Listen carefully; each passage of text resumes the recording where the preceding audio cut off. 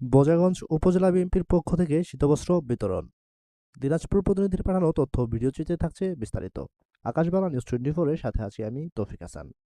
আজ 4 জানুয়ারি শনিবার দুপুরে বোজাগঞ্জ উপজেলার 2 নং ঈশানিয়া, 3 নং মুর্শিদহাট ও 4 নং আটগাঁও ইউনিয়নের প্রায় 7 শতাধিক শীতার্থ মানুষের মাঝে বিএনপির ভারপ্রাপ্ত চেয়ারম্যান তারেক রহমানের নির্দেশে কম্বল বিতরণ করলেন দিনাজপুর জেলা বিএনপির নির্বাহী সদস্য, বোচাগঞ্জ উপজেলা বিএনপির সাবেক সভাপতি।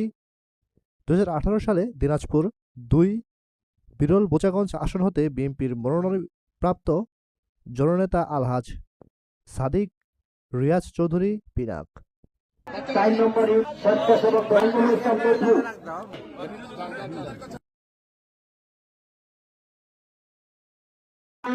আশা আকাঙ্ক্ষার যে আছে প্রধানত আপনাদের মাঝে এর মধ্যে আপনাদের সামনে বক্তব্য রাখবেন বিএনপির ভারপ্রাপ্ত চেয়ারম্যান জনাব তারেক রহমান নেতৃত্বে টুকুন আছে, সেই টুকুনগুলো হাত দিয়ে আমি আমার কথা শেষ করলাম।